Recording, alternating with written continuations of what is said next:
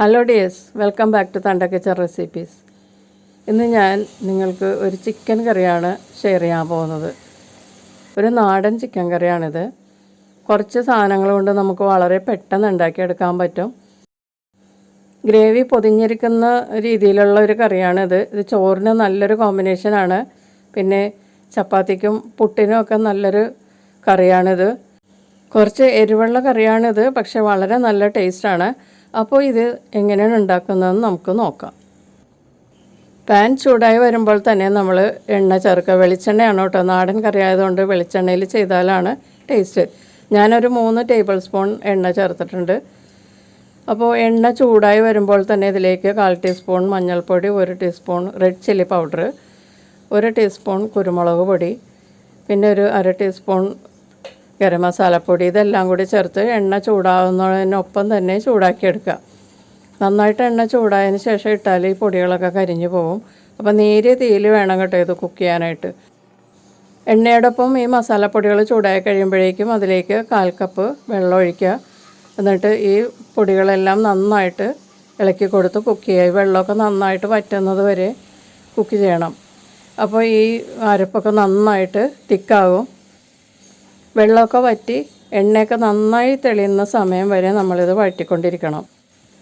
എണ്ണ തെളിഞ്ഞ് കഴിയുമ്പോഴേക്കും ഇതിലേക്ക് ഒരു 200 ഗ്രാം ഉള്ളി ചോപ്പ് ചെയ്തതാണ് പൊടിയായിട്ട്. ഞാൻ ചോപ്പറിലിട്ട് ചോപ്പ് ചെയ്തതാണ് കേട്ടോ. അപ്പോൾ നല്ല പൊടിയായിട്ട് നമുക്ക് ചോപ്പ് ചെയ്ത് കിട്ടും. അത് ഇതിലേക്ക് ചേർത്തിട്ട് ഒന്ന് വഴറ്റി കൊടുക്കുക. അതിനുശേഷം 1 ടേബിൾ സ്പൂൺ ചെറിയതായിട്ട് കട്ട് ചെയ്ത വെളുത്തുള്ളി, അതുപോലെ തന്നെ 1 ടേബിൾ സ്പൂൺ കൊത്തി അരിഞ്ഞ ഇഞ്ചി, 2 പച്ചമുളക് സ്ലൈസ് ചെയ്തത്, ഇതെല്ലാം കൂടി ഇതിനകത്തേക്ക് ചേർത്തിട്ട് നന്നായിട്ട് വഴറ്റി കൊടുക്കുക.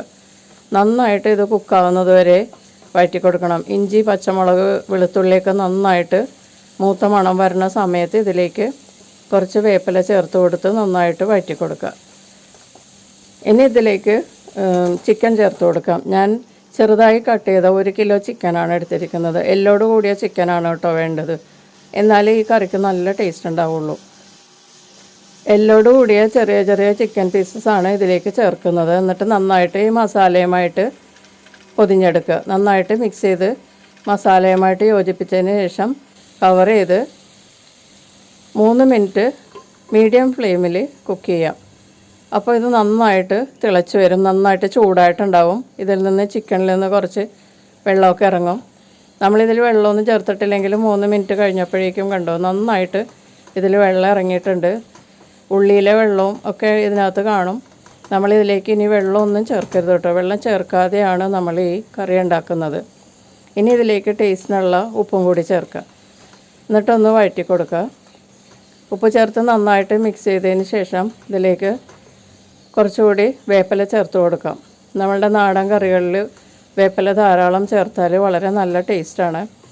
അപ്പോൾ വേപ്പിലയും കൂടി ചേർത്ത് നന്നായിട്ട് മിക്സ് ചെയ്തതിന് ശേഷം മൂടി വെച്ച് ഒരു 5 മിനിറ്റ് ലോ ഫ്ലെയിമിൽ കുക്ക് ചെയ്യാം. അപ്പോൾ ചിക്കനൊക്കെ ഒന്ന് വേകണമല്ലോ, ഈ ഗ്രേവിയൊക്കെ ഒന്ന് വറ്റണം. അപ്പോൾ 5 മിനിറ്റ് കഴിഞ്ഞപ്പോഴേക്കും ഇതുപോലെ ഏകദേശം ഗ്രേവിയൊക്കെ തിക്കായിട്ടുണ്ട്. നന്നായിട്ട് മിക്സ് ചെയ്തിട്ട് ഇതിലേക്ക് നമുക്കൊരു സ്പെഷ്യൽ ഇൻഗ്രീഡിയൻ്റ് ഉണ്ട്, അതായത് ചില്ലി ഫ്ലേക്സ്. ഇതാണ് ഇതിൻ്റെ ഹൈലൈറ്റ് കേട്ടോ.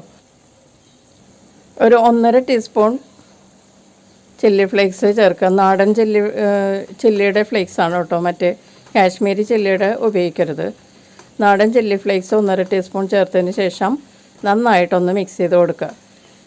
എന്നിട്ട് ഇത് തുറന്ന് വെച്ചതിനെ നന്നായിട്ട് ഈ കഷ്ണങ്ങളിൽ ഈ ഗ്രേവിയൊക്കെ പൊതിയുന്നത് വരെ വഴറ്റി കൊടുക്കുക. ലോ ഫ്ലെയിമിലാണ് കുക്ക് ചെയ്യേണ്ടത്. പെട്ടെന്ന് കുക്ക് ചെയ്ത് കിട്ടാൻ വേണ്ടിയിട്ട് ഹൈ ഫ്ലെയിമിൽ വെക്കരുത്.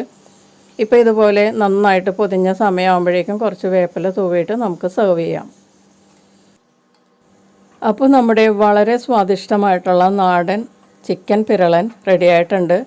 തനി നാടൻ കറിയാണിത്. വളരെ ഡെലീഷ്യസ് ആണ്. അപ്പോൾ ഈ ചിക്കൻ പിരളൻ ചോറിൻ്റെ കൂടെ കഴിക്കാനാണ് കൂടുതൽ നല്ലത്.